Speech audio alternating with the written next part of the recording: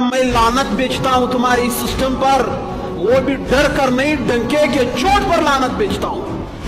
मौत मुझे कबूल है मगर दीन के बारे में कोई खियानत कबूल नहीं है।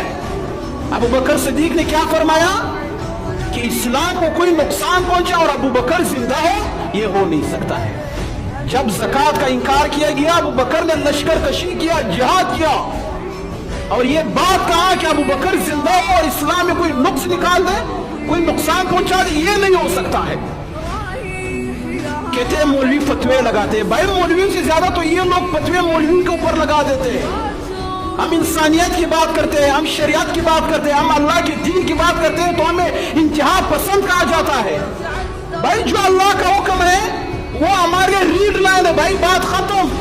तुम इंतहा पसंद कहो, अमन पसंद कहो, अच्छा कहो, बुरा कहो, सर पर बिठाओ, पाँव तले कुचल दो, हमें कोई फर्क नहीं पड़ता है।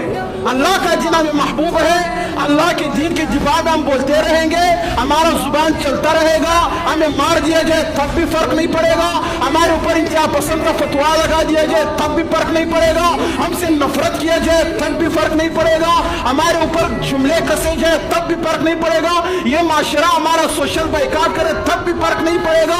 अल्लाह ने जिस तरह दीन बयान किया है, अल्लाह के कुरान में जिस तरह का दीन है, सहाबा इकराम ने जो दीन लेकर पूरी दुनिया में फैलाने की कोशिश की है, हम उस दीन के पासबान है, हम रसूलुल्लाह के वारिस है। हम जितने अल्लाह के दीन के वारिस है, हमारे ऊपर ये जिम्मेदारी बनती है, हमने हमारे इन नौजवानों को हया का बताना है, बेहयाई के बारे में बताना है, कुफार के साजिशों के बारे में बताना है। हमें इस चीज में कोई आर महसूस नहीं होगा।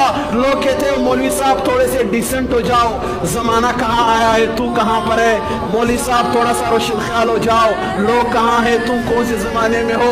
अल्लाह अकबर। अगर तुम मुझे इंतहा पसंद कहते हो, खुदा की कसम आपकी नजर में ये कुरान भी इंतहा पसंद है। अगर आप मुझे इंतहा पसंद कहते हो, आपकी नजर में रसूलुल्लाह का शरीयत भी इंतहा पसंद है। अगर आप मुझे इंतहा पसंद कहते हो, हक बात करने पर, रसूलुल्लाह के दीन बयान करने पर, हया के ऊपर बात करने पर, सूद के खिलाफ बात करने पर, अमन के लिए बात करने पर, इंसानियत के लिए बात करने पर अगर आप मुझे इंतहा पसंद कहते हो, तो आपकी नजरों में नाउज़ुबिल्लाह अबू बकर सिद्दीक भी इंतहा पसंद है।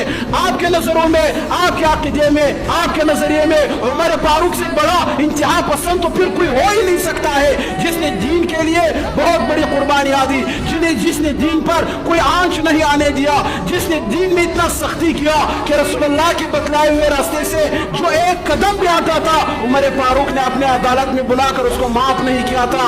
अगर तुम मौलवियों को इंतहा पसंद कहते हो दीन के बयान करने के बुनियाद पर, तो फिर आप लोगों की नजरों में उमर फारूक भी इंतहा पसंद था, उस्मान गनी भी इंतहा पसंद था, अली उल मुर्तजा शेर खुदा, जिसने अल्लाह के दीन के लिए, रसूलुल्लाह के शरीयत के लिए अपने तलवार को खींचा हुआ था, तलवार को लहरा रहा था, दीन को कोई नुकसान पहुंचने नहीं दिया, दीनी सरहदात का मुहाफिज बना, कुरान का मुहाफिज बना, रसूलुल्लाह के जुबान मुबारक से निकले हुए एक एक लफ्ज का मुहाफिज बना, खुद को कुर्बान कर दिया, दीन पर आंच नहीं आने दिया। फिर तो तुम्हारे नजरों में, तुम्हारे अकीदा और नजरिए में वो अली उल मुर्तजा शेर खुदा भी इंतहा पसंद है। अगर आप मुझे आज दीन बयान करने पर इंतहा पसंद कहते हो, खुदा की कसम मैं इस दुनिया का सबसे खुशकिस्मत इंसान हूँ कि एक मुल्हिद, एक दीन बेजार जो नमाज नहीं पढ़ता है, जो रसूलुल्लाह के बतलाए हुए रास्ते पर नहीं चलता है, जिसको कुरान का नहीं पता है, अगर उस जैसा बंदा मुझे इंतहा पसंद कहे तो इससे बढ़कर मेरे लिए खुशनसीबी की बात हो ही नहीं सकती है।